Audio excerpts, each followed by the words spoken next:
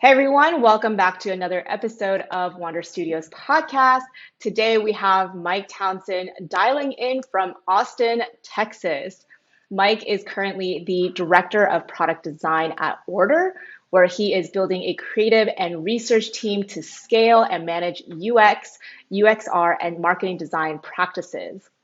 Mike has over 20 years of experience as a designer, specifically focused on user experience and UX research, and has worked with companies like Amazon, American Airlines, Charles Schwab, Experian, HP, Lowe's, Mercedes, and Pepsi, just to name a few. That's a mouthful.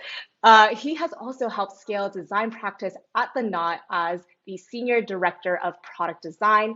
And when he can, he also teaches design part-time and mentors designers.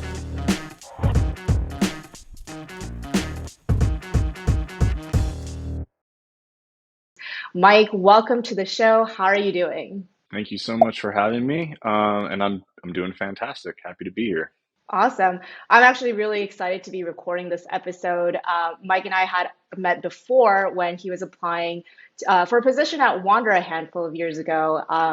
And we ended up not filling that seat, but I love the fact that the universe has brought us back together to see what you've been up to and that the audience can learn from your experience as a design leader. So every episode, we start off with rapid fire round. Mike, are you ready for this? Let's do it. Let's rapid fire it.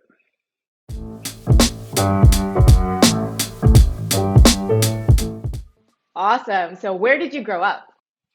So I grew up in a town called McKinney, Texas, which is about 35 miles north of Dallas. McKinney, Texas. Yeah. All right. And where are you now?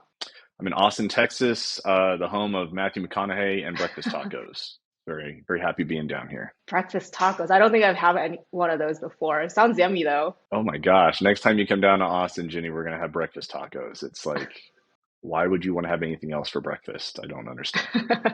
Breakfast of Champions. That's right. What's a book that you think everyone should read? Yeah, this is a hard question to answer. I think the book that I always recommend people that is a read that I make about once a year is "Turn the Ship Around" by L. David Marquette. It was the book that really helped me formulate my plan for being a design leader and just a leader in general. And I try to pawn it off on somebody every chance I get to hope that they read it and get as much value out of it as I did. If I had number two, it would be it would be pretty much anything out of Simon Sinek over like the last few years. So start with Why Leaders Eat Last, The Infinite Game. Like a big fan of his writing and his point of view. I love those book recommendations, especially the Simon Sinek ones. Those are awesome.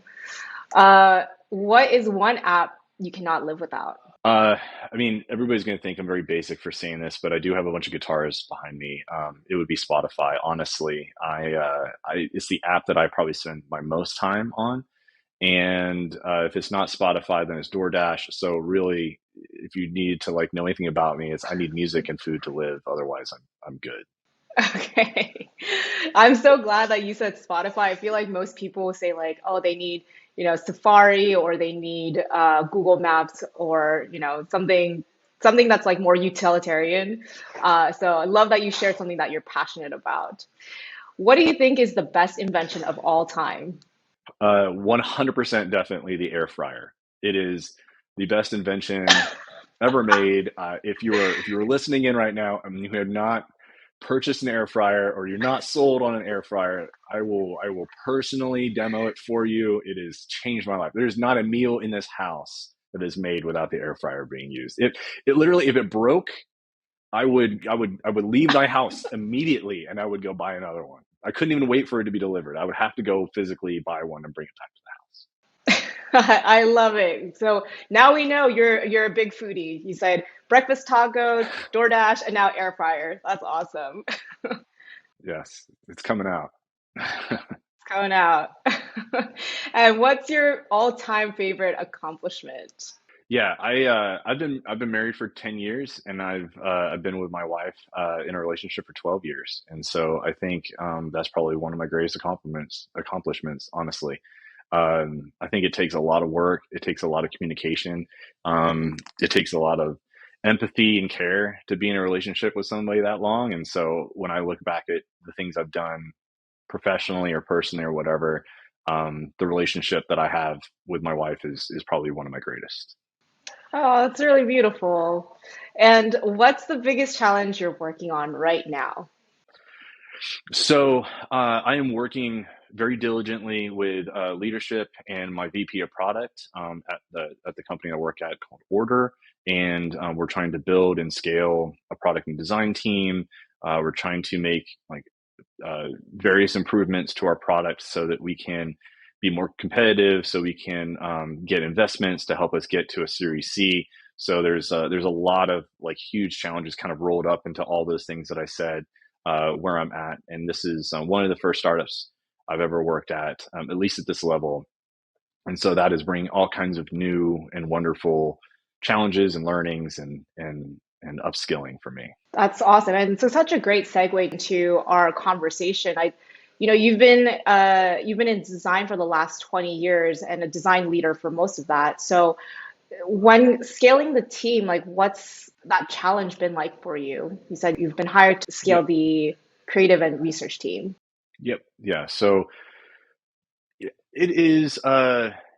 It is difficult to do both things I've found in my job, either inherit a team or scale a team from scratch, right? They both have like different amounts of difficulties and challenges. But scaling really is it's about trying to define early on, like how do you want your team to what do you want your team to be representative of, and what is most important for the budget that you have now, like where the product is now, where the team is now, sort of the maturity of the company, and then what is your plan in those milestones to grow that at the right pace for how the product is growing and how the company is growing. So for me, my strategy and some of the challenges were it's like what were the skill sets and the personality types and the background that we needed out of the first few hires, and those are very like I think very important pivotal decisions that you make when you're scaling a team, because they're eventually going to be your successors, right? They're going to be the leaders of that team, and so you want to find people you can invest in, that you can kind of help craft the culture and the way that like product design is done or design in general is done, so that when you are scaling and you're bringing people underneath them, that you have like a really great foundation for those new folks. Gotcha. So you mentioned that there's a few different elements when it comes to scaling. You have the budget, and you're also looking at inheriting versus scaling the team. Um, what would you say are some of the I guess nuances of scaling versus inheriting those teams? Yeah. So I think one of the most obvious ones is when you're inheriting a team, you're coming in as a leader and you have to immediately try to earn their trust in the most genuine but the fastest way possible. Because as soon as you start your job, no matter what job you have, you're under a time frame, right? Of how quickly you can deliver value and how quickly you can deliver positive change and make an impact. So, I found like when you're inheriting a team, you have to decide on what your method of like trust gathering and gaining is going to be, both for those people trusting you and you trusting them. How much autonomy do you want to give folks before you understand sort of where they're fitting within the organization, where their skill set is, and things like that. So it very much is a lot of coming in and being an observer and a researcher, but knowing kind of when to pivot into being a decision maker and setting really clear expectations to people and sort of setting the bar of expectation for how things are done and at the level of impact they should be done.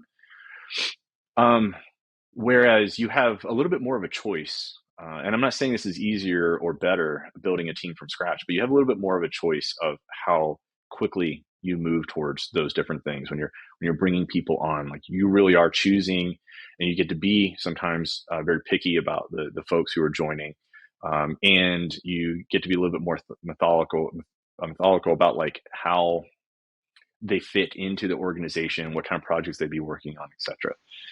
So to sum that up, I think like inheriting a team is really like, how do I fit in and how can I best fit in with these group of individuals and these humans, to how can I build something where other people can fit in.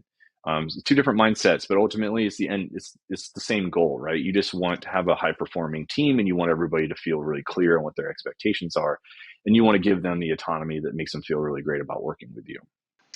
Yeah, I think you summarized that really well. It's like, well, regardless of whether you're inheriting the team or you're building it, one, it's really important to set that expectation with your team, and two, that you're earning their trust.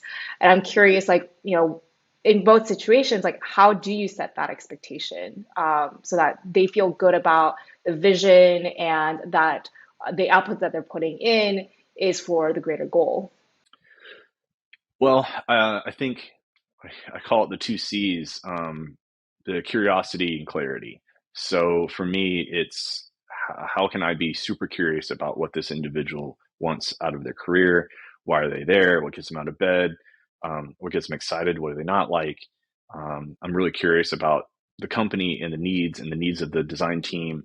I'm curious about where I fit in, what's my role, what's like most important for me to be able to achieve, and what are the expectations of me and by proxy my team. And so through that curiosity, I'm then able to understand what people's expectations are of me, and I can start to formulate what strategy will work with the people that are I'm surrounded with, the team that I have. And then the clarity comes in around the strategy expectations. How can I best communicate what the most important things that we do, right? Let's say I inherit some designers who are struggling in certain skill areas, right? Or maybe they're struggling at managing up, or they're not super clear communicators. I can set expectations around where I want them to be, and we can start building a plan with goals on how to get them there. And I can also find out, like, hey, what are some things that they didn't necessarily like, maybe about their previous manager? What kind of like unfortunate toxicity, which I've seen, in the past, they've been dealing with, and how can I navigate those things so I understand what their expectations are of me, and we can make sure that's really clear, written, verbal, and talked about ad nauseum, so we really are on the same page. Gotcha. And you seem to have very specifics on how to set those expectations. And every great design leader has their different methods and techniques to get to that point. I'm curious what your journey has been as a design leader and manager to acquire the skills that you have now in leading your team. Yeah. So is this more a question of kind of like where are my roots? Like where did I come from, and kind of how did I find my way into leading instead of doing? Yeah, yeah, because you're in your career, you started off as a designer, and a lot of times, I see it as like two paths. Either you continue to stay as a designer and then you grow your skills as a design person, or the other second path is more down the route of product management, right? And I think you're somewhere in the middle between product management and refining your designs. So how did you, I guess, yeah, talk us through your career and how you got here. Cool. Yeah.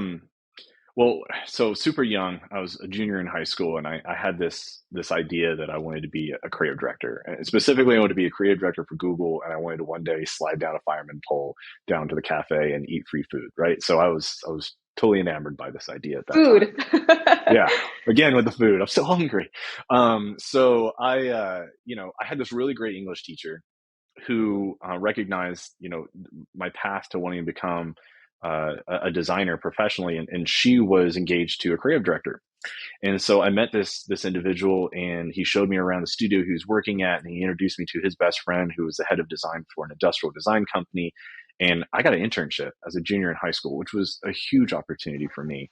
And I got to see the product process there from a 360-degree view, everything on like what happens to a product, and just like put this in quick perspective. Like, let's say Fossil hired this company to design them watches, which was a thing that happened.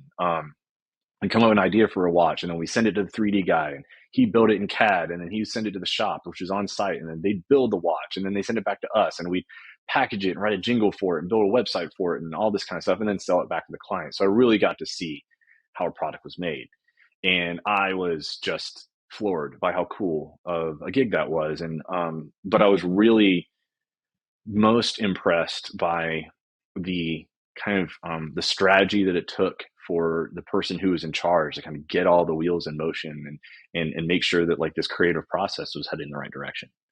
So Yeah, I went to art school. I got my BFA, and my first gig out of school was at American Airlines. I started on a UX team of three. This is back in 2011 when people were like, UX? So yeah, UX team of three. When I left there to go work for Project 202, I was one of 33 people. So we expanded quickly at American Airlines, and the team grew, and I learned a lot through process. I learned a lot about agile. I learned a lot about what it means to own a 50 by 100 pixel space on a website to, being involved in like a major app. And so I started to build my confidence as a product designer. And then I joined Project 202, where they're an agency, they're a consultancy, and I found myself now all of a sudden not only designing products, but I was in a room speaking to C-level executives and helping them understand kind of where what we call in the design industry triage, right? So, hey, how do we stop the bleeding? What's going on? And then how do we shift the conversation talking about like what the real problem is? You have a lot of symptoms. Let's solve these symptoms. And then if you come from agency, like, this story, right? Like, let's solve what you're asking us to solve, but we all know there's something bigger here. Let's kind of figure out what that is. And I found myself really enjoying that process, but I was always much more interested in what my creative director, the person I was reporting to, was doing, and kind of the responsibilities they had, the way that they would manage other designers, and again, I felt like I was getting pulled into this people management sort of route again, going back to like my original thought. I think I want to be a creative director. Like I don't know if this was natural or not, or me just like forcing this direction, but I wanted to do that. And so when I got the opportunity to become a creative director, I moved down here to Austin, and I started training under a great Mark Power Freeman, an amazing creative director at the time. And he started to kind of give me the rundown on like what it really means to be great at this job. And then when I took over the reins and started having people report to me, I had an existential crisis. I didn't really know what to do with myself, or kind of, it was a mixture of what is my value, and now that I'm here at this destination, what do I do with this? This whole time I was thinking about how I wanted to be a creative director in this industry, and now I'm like, I don't build software anymore, and I'm not like individually responsible for being a maker. I'm responsible for the people who make the things. And I know I don't want to be the kind of boss that nobody likes, where I'm telling them what to do. So I had to quickly start to build some of the skill set to empower them to be creative and think strategically, and not get bogged down in spurious details, or skill them up on like how to manage clients, or skill them up on how to take like different approaches at solving problems. But I know I didn't want to tell them how to do it. And meanwhile, like while I'm trying to like hone that in, I'm also thinking, if I'm not good at this, right, am I ever going to want to go back to being a builder? And I think I put it to people this way before. I drew what I thought, like I drew a postcard of what I thought my destination was going to look like, and then when I got there, the postcard didn't look the same. I hold it up to the Yeah. environment. I was like, this is very different than what I thought. Yeah. And I As think with it life, was, right? yes, exactly. I mean, this is probably not a unique story to anyone, but I read, I, I was given a book by the GM of the company, Turn the Ship Around, the one that I mentioned about earlier, and it really framed what it means to be a leader, in a way where you're leading leaders. It's not leader follower, it's leader, and that really spoke to me, and that helped me build my method around giving people the autonomy and the ability to make decisions in their area of influence, but setting the expectation that they're sharing their intentions early and often with me, so that I can help direct, but I don't have to be in the details day to day. And the greatest point this book makes is that if you're a captain of a nuclear submarine, you can't be up 24/7, 7 days a week, controlling every little thing that ship is doing. You have to put belief into the people who are doing all the different things that makes a nuclear submarine run. And I really see, any kind of leadership position being reflective of that. I love that you brought the book back up. And it kind of circles back around what you mentioned earlier, which is building trust, right? So what you're saying is that you need to build that trust with your team because you as a leader can't be expected to be doing everything, especially now that you're no longer a producer. You're leading leaders. Um, it's such a hard job because at what point do you let go, right? And I don't know if you have this problem. I certainly do, where I've been such a perfectionist all my life, and it's like there's a vision of how I want certain things done, and then the toughest part is just letting go of that vision. Like we're not. It's like I see this, but I know I can't get there by myself, so I need to encompass other people and empower them. But the final results might be a little bit different. So what what's your best advice on one, building that trust and then letting go of what that final result is going to look like? Yeah. Um, Software is an incredibly hard medium for a creative person to be in because of how fluid it is. Um, you know, Basically speaking, when you are creating a website or a web app, the size of that person's screen, how big they have that screen, how the text falls on the screen, how much time they spend on it, what they click on, what they don't, you don't have any control over that, right? So already you have so much less control than your typical creative outlets. Like for instance, music for me, like you can go back in the studio, you can re-record, you can get that sound to be just perfect and dial it in before you release it to the world. As a creative, you're probably already unhappy with it when you do that, but somebody's pushed you to a deadline, you got to release it. But we'll talk about that another time. Or, if you're painting something, you can paint over and over and over until you get it, and you can kind of refine that final thing. Or if you're doing print design, the stakes are much higher because everything does need to be absolutely perfect before it goes to the printer. And then, there's thousands, hundreds of thousands of copies made.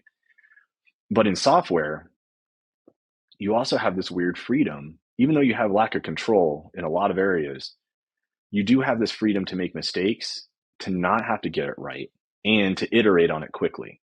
Be it, you're working for a type of company or in the environment that allows you to do so.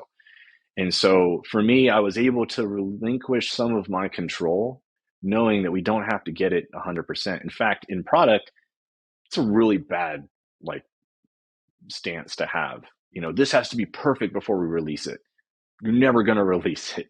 You're going to run out of money before, that feature makes it to the world, if you have that point of view. So Yeah, let's shoot for 80%, right? And yeah. 80% means, What's that saying? It's like done is better than perfect. yeah, yeah, don't let perfection get in the way of production. And so Yeah. I truly feel like software is a place for you as a creative to learn how to relinquish some of that control and just let that go. And I think it's a healthier place for creative people because it comes from a place of like rapid learning. I mean, what other industry can you release something and in days, hours, days, weeks know if it's working or not, and then go in and tweak it? Especially if you're working for some of these big companies that have like millions of users, you're getting dated almost instantly. Yeah, no, that's true. It's not like you can release a movie, get feedback from the audience, and then make tweaks to the film. So Right. I think you make a good point that, it's an industry where it's a continuous iteration, and that in order to move forward, you're continuing to make improvements versus trying to get it done perfectly because you're just going to run out of money in that. Um, let's switch over to, managing design teams and creatives. I want to stay to this topic because I find it to be extremely challenging personally to manage creatives. And I'm including myself, I'm very tough to manage. We're completely different types of breed. If you tell us go do ABC, we're probably going to go think about, XYZ, one, two, three, and circle it around and then come back to A, B, and C. Versus someone who's more operational and analytical that just, you tell us what to do, we'll go get it done, easy peasy. So Right. what's that experience been like, and how do you get the best work out of creatives? Right. So, um, creative people are incredibly hard to manage, or they're not necessarily hard to manage, they're just very unique. And they're not like a lot of other people in the product industry or software industry. They can't just turn creativity on like a tap. It's something that I think comes at really any moment. I myself have had this happen, but I've also, had creatives who reported to me where they'll be up at 2 a.m. or 3 a.m. because they can't sleep because they have an idea and they just can't get out of their head, or that creativity is hitting them and they need to do it. And so here they are working at 2 a.m. and they're not super excited about, being on a 9 a.m. stand up, or something like that. So there's things that you need to take into account with the personalities of the people who are in the creative industry and what really makes them tick. And I think what I've learned is that every creative needs constraints, but they don't want them. So the best way to manage that is if you give a moment of a feeling of zero constraints, just to experiment with the idea of anything is possible, and then bring the constraints in. I find that I get better work out of creative individuals, and those constraints are really important. But what a lot of creatives, at least in the business of product, or product designers, want is to understand, like, how is this good for the customer? How is this good for the business? And how is this good for, like, the betterment of this product in general? And research is great. It helps with that, and so having that knowledge and understanding of what is really important to our customers, what's really important to our business, those are kinds of constraints I'm talking about, because then you start drawing a box around what is possible, and what the focus and the goal is. So again, I've seen things like design sprints be super helpful in this, where there's a moment of like learning at the beginning, and then kind of drawing out whatever you think might work, and writing out like how might we statements to get all those fears out, and turn those statements into something that are like opportunistic, and then really starting to constrain these ideas down to something that's buildable. And so those are some tools that I've seen that have really been helpful for managing creatives. Yeah, no, I definitely like those exercises. I think some of the challenges that like I've seen in working with creatives is, as you mentioned, like sometimes they're up until 2 a.m., 3 a.m., and then, they don't want to be at that 9 a.m. stand up. So like that drives certain managers crazy. It's like, why weren't you there at the 9 a.m. meeting? Or if you were there, you're halfway sleeping or you had your camera turned off. So, what are some of the, actually, let's share some like not nightmare stories, but what are some of the off the beaten stories that you've had to manage in terms of working with creatives? Yeah, I mean, I don't know how much detail I want to go into in some of these, but I will tell you that a lot of people don't understand, or don't realize until they become a manager, and I think especially people who manage creative folks, that they are also kind of a therapist, and that there is a bit of a therapist job that comes into this, because as much as we all try to say that, my work life starts here and my personal life starts here, look, sometimes we're spending more time with our coworkers than we are our families. It's a sad thing, but sometimes that's the case, especially if you're in a big push to a big release, or something's going on, or you happen to be in like a really crazy startup environment. You could be communicating with these folks more, and your work life and your personal life start to blur a bit.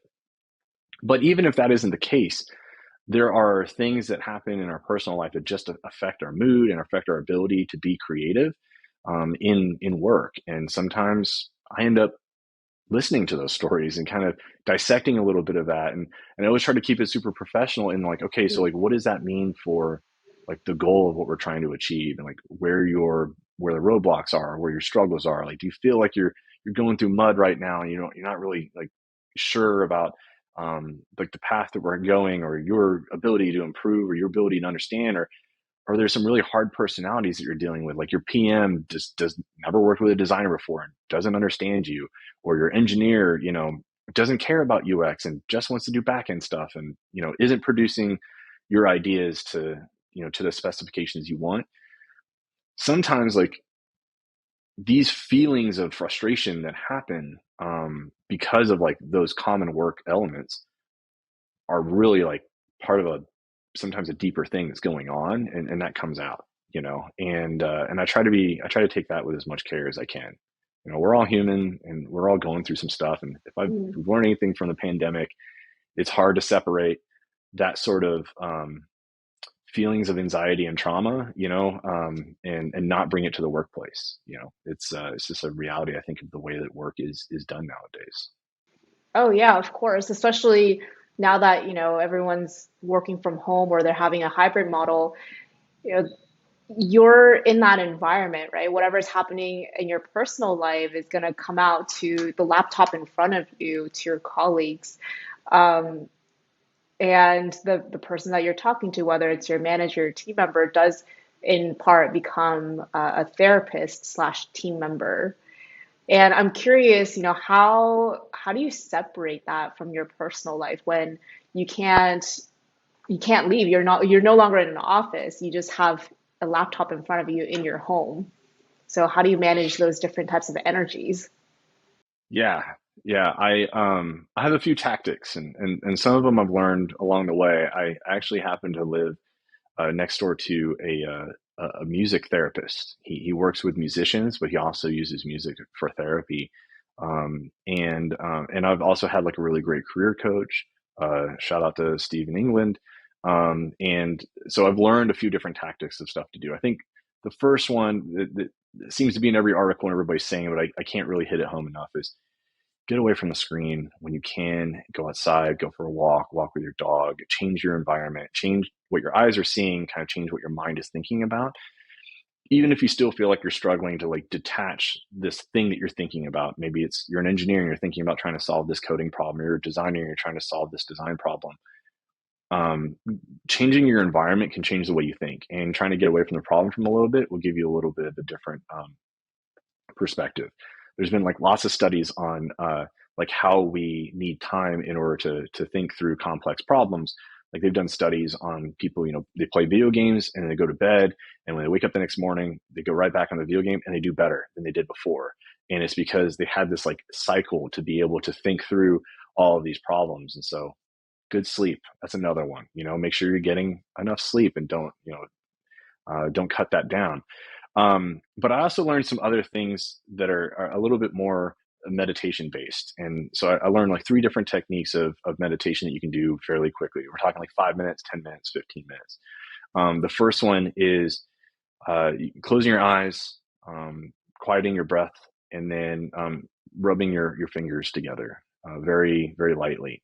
And just really thinking about the ridges, and thinking about like what that feels like, and then moving to your hands, slowly going back and forth. And you'll find, you do it for 5 minutes, you'll find that you have sort of rewired your brain there for a moment to think about something completely different.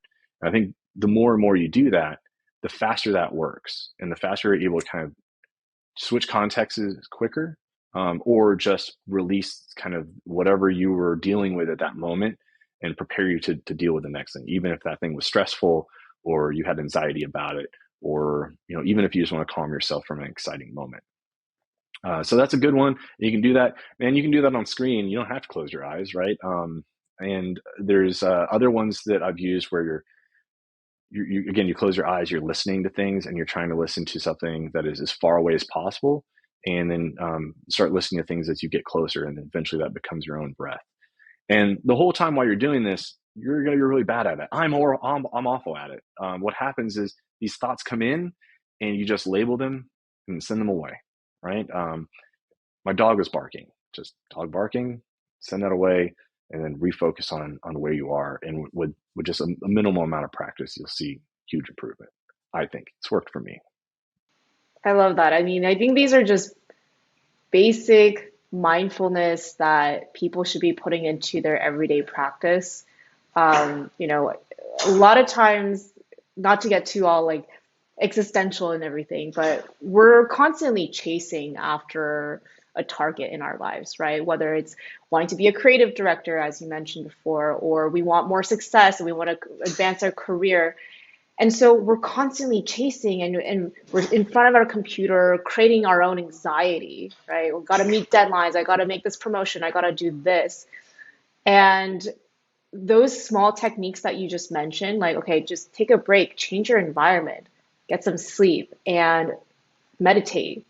My gosh, those are so simple, but they're such game changers. Like, I can't emphasize it enough of the three things that you just mentioned. Yeah. And as a creative, they're almost anti-goals to what you habitually or just naturally want to do. Like, I don't know about you, but when I was in art school, instead of getting sleep and working on my portfolio, I would drink a bunch of Red Bull and stay up all night and be totally unhappy with the Yeah, work that I did, right? Um, yeah, of course. when I probably, like, I was really pushing, like 5 hours of just pushing, and I'm on fumes, where I could maybe gotten 5 hours of sleep and then in an hour, like, figured it out. Yeah, And so I think there's a lot of things that we just naturally, as creative driven people, think is an anti-goal to us getting to like that end state. But really, I think slowing down, calming down, getting rest, being mindful, those refill that creative tank and allow you to see problems differently and come up with innovative ideas faster. yeah, 100%. And I think the other thing too that I've learned over the years is how much more you can get done by actually slowing down. Like, because as you mentioned, just having time to think has it creates so much more clarity. And then when you have clarity, you're able to better communicate with your team about what you want done. And when you have that clarity in the vision and you can communicate properly, now everybody's on board working towards that one single goal versus you by yourself just going crazy thinking like, how do I get this done? And so what I've learned over the years is slow down, take those breaks, and you actually get more done. It's complete opposite of what you think would Absolutely. happen. So, yeah. I've learned a lot from my introvert designers that I've managed, because I don't consider myself an introvert. I think I'm less extrovert than I used to be. But my introvert designers used to say, I don't like these brainstorming sessions that we're in where we're trying to rapidly come up with ideas or solutions to a problem. When a problem was presented to them, and I'm thinking about one specifically, he would say, you know what, I need I will write you an email, or I will send you some sticky notes, or I will do something, but like I don't brainstorm. That's not the way that I work. And as a new manager, I was like kind of put off by that. Like, can't hang out in here with us while we like throw the ball around and come up with ideas on the fly. And he's like, that's not how I operate. Um, he was profound. He had the best ideas. He was so eloquent in the way that he would communicate things, and his stuff was so much more baked than it was just like shooting off the hip for these other folks, that it really changed my mind. Um, and it was a catalyst for me to learn more about introverts just in general. I read the book Quiet by Susan Cain, which I think is great, and it kind of helped me put into perspective these different personality types, and definitely in the creative realm, there's different ways of approaching things. You can learn a lot from introvert people. That's for sure. Yeah. Man, that must have thrown you off guard a bit because it's like I don't brainstorm. It's like what a boundary, right? Yeah, for sure. So what did you tell him? I had to trust him. I had to trust that he knew like his process, and I had no reason not to believe him. I hadn't worked with him for that long, but I had no reason not to give him the space, and he delivered. And then from that point on, he always did, and it was just very, like I said, it was a profound change in the way that I thought about how we can solve problems, and it's changed a little bit about like Yeah. looking at team dynamics, how we all don't, we are all not creative or innovative in the same way. And I think that kind of circles back to like the way you build teams. Like, you need to learn a little bit about what people's process are, because we all have the same double diamond product design process that we all talk about. But like, some people have fundamentally different processes when it comes to how do you react to a problem, and then how do you begin to think about solving it. We all know that, like, you start with research, and then you diverge, and you find all these things that could happen, and then you converge on something that works. But like, there's detail in all of those like triggers and milestones, and when you make the decision to do those things and the activities that you do to do them. And I think everybody has, as they get more senior and they kind of find their groove, they all have different ways of doing it. Yeah. Oh yeah, for sure. I mean, we had one of the most like talented designers that we had on the team. Like he would just disappear. Like there were times where we were concerned, like, is he coming back to work? And he would just drop in on the 11th hour with so much knowledge, value, and just output. It was just kind of crazy. He disappears and comes back with gold. But yeah, every creative is so different. Yeah. Yeah. And like that might work for some. And I've met other people who are very communicative and social, and they like to work in groups where there's a lot of different opinions, and they want to workshop stuff out, and they're very what I call design in public. They want to do that. I'll be honest with you. I'm a little bit bigger of a fan of designing in public than going off in the dark and coming back, because that works until it doesn't, right? And then when it doesn't Yeah, work, you don't have a lot of data to figure out like what went wrong, like why did right. we spend that time going down that path that didn't necessarily work or didn't land. I think there's a balance. Creatives definitely need their time to like put their headphones on, don't talk to me. I get that for sure. But I do think that to build trust in an organization, especially an organization that maybe has never worked with designers before, there's a lot of them out there. Design needs to be demystified, right? Like we need to make people understand that it's art and it's science. There's still very much an art component.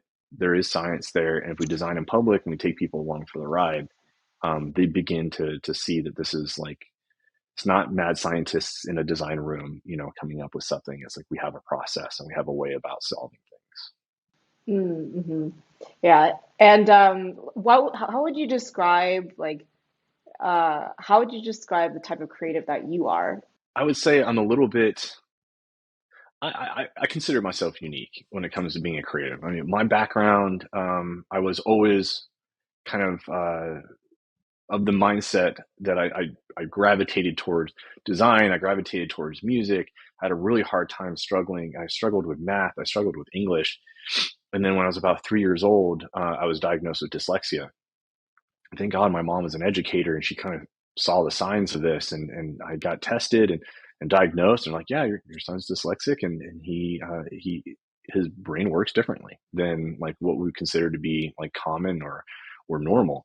What that meant was it took me longer to solve math. It took me longer to master English. I use both sides of my brain equally when I'm doing those things. So I also got super fatigued, and I just would get frustrated because I get tired.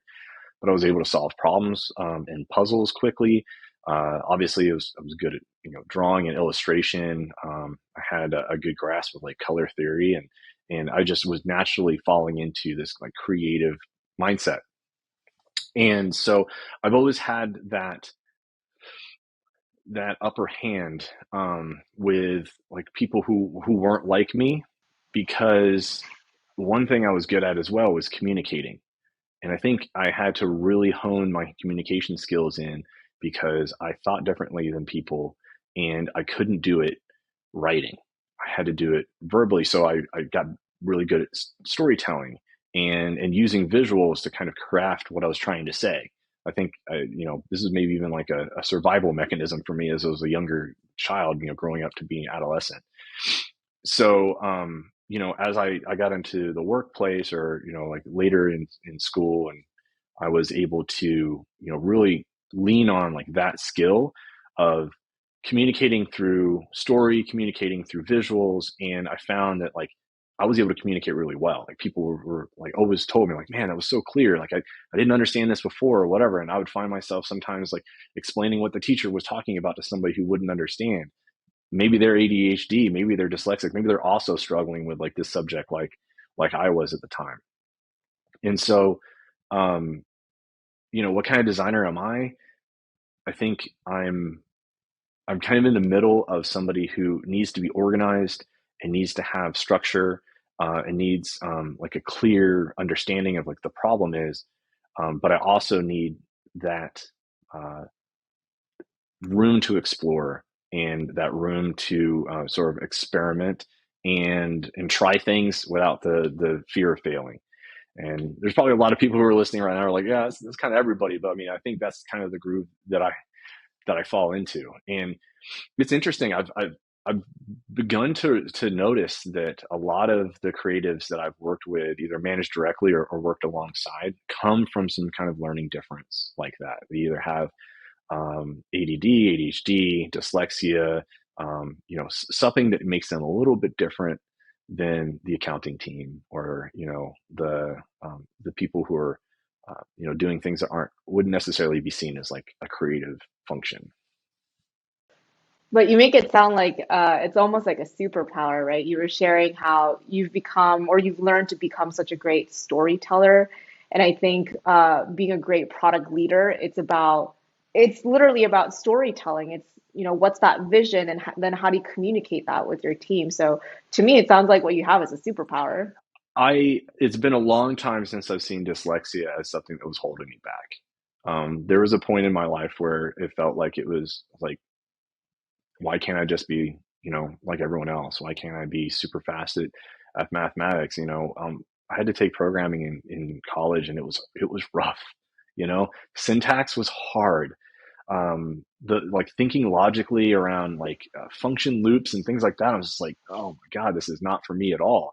But you put me in front of motion graphics programs and things. I figured that out in a second. And now that I'm in the career that I'm in, I wouldn't take away being dyslexic for the world. I do. I feel like I've 100% leaned into it, and yeah, it was something that a lot of educators I had in the past said that it's gonna be really hard for him to overcome this. This is gonna really set him back from the rest of the group. I think it shot me up. That's amazing. Yeah, that's amazing. And so, for any listeners who are in the creative field and they might have dyslexia or ADHD, like what are some techniques or advice that you have for them to ex use what they have as a superpower to excel to the next level of their career? Yeah, I think first is love yourself and don't fight it. Um, there was a time in my life where I was, I'd get super frustrated about something, and I would mentally talk to myself in like not the greatest way. And I would never do that to like a 6-year-old that was trying to learn a skill, or even one of my designers that were trying to get better at something. So like, show that same kindness to yourself. That was a big one for me to learn. And also reframe what you think success is in the realm of what you're naturally good at. Something that was told to me that really hit home is that we all have natural peaks and valleys, right? Things that we're really good at, that sometimes we're better than other people in the room at. And there's some things that we're not good at that other people are better than us at. Your time is better well spent really sharpening those things that you're already naturally good at than trying to learn a skill that you are below average at, right? All teams, if crafted correctly, will fill itself out with those folks who fill those gaps, right? Because you're not awesome at this one thing, pair yourself with somebody who is, find that company that needs your Mm. skill that you're already really good at, and continue to just work towards being the best. And what's great is ADD, ADHD, dyslexia, whatever you might have, whatever has changed the way your brain functions, that is giving you that edge. It really is. And if you focus on those things, um, you'll succeed. I truly believe it. Yeah. Oh man, I there's so much to dive into just the two things that you've mentioned right now.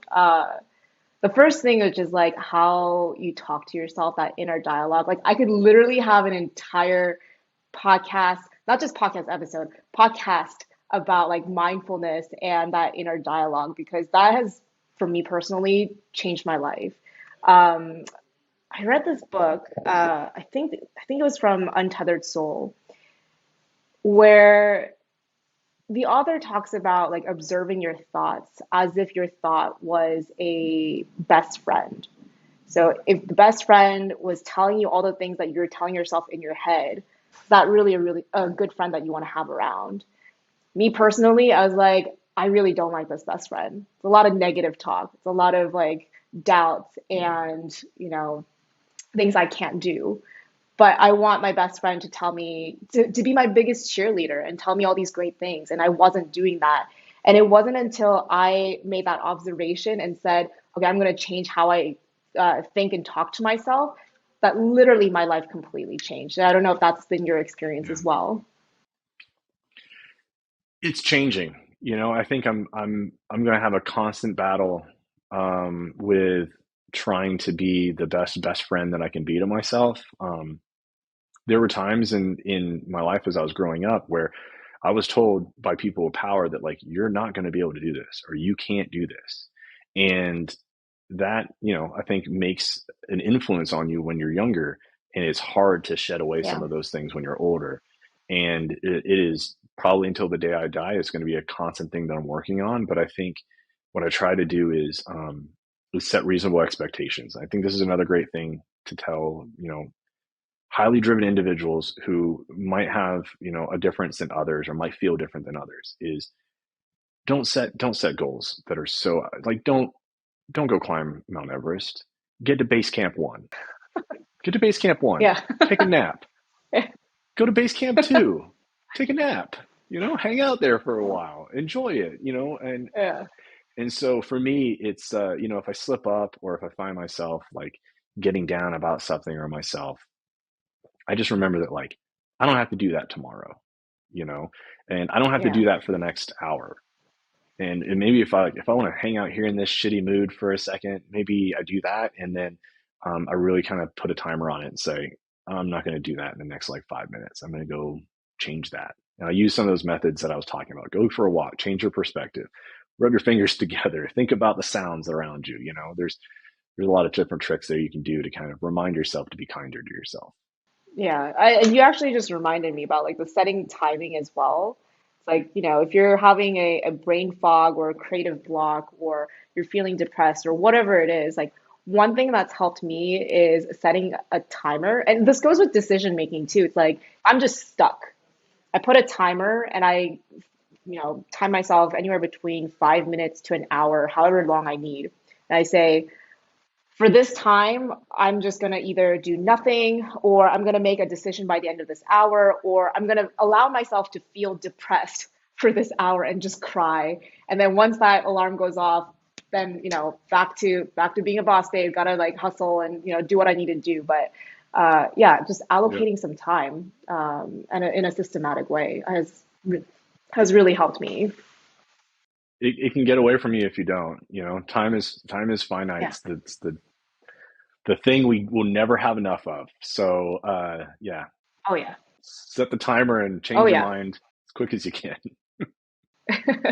Yeah, for sure. And the other thing that you mentioned too, when you were providing advice was, focusing on like where you can hone in on your skills. I think that's so important.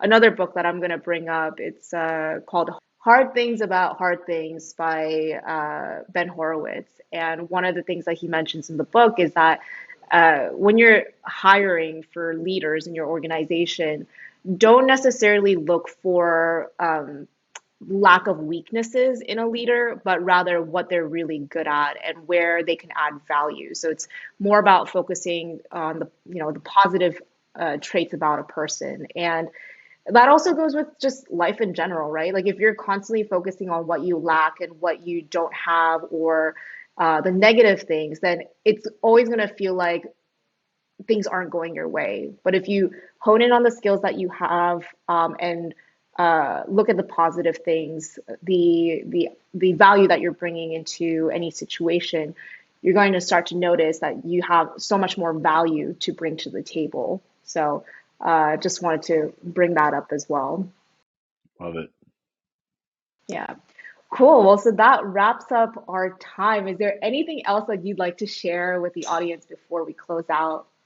Millions of things, but we don't have the time for that. But I do want to just say thanks for having me on um, and listening to my ideas and my opinions. And again, like those are my ideas and those are my opinions, and they might work for you and they might not work for you.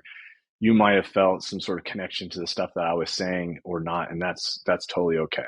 You know, we're all kind of on our own path, and you know, it's I really just want to hit home like what works for some people might not work for others, and it's find your own groove and find your own way of managing folks. Just do it with trust, love, and respect, and empathy, and it'll work out. I love that. I love that closing note.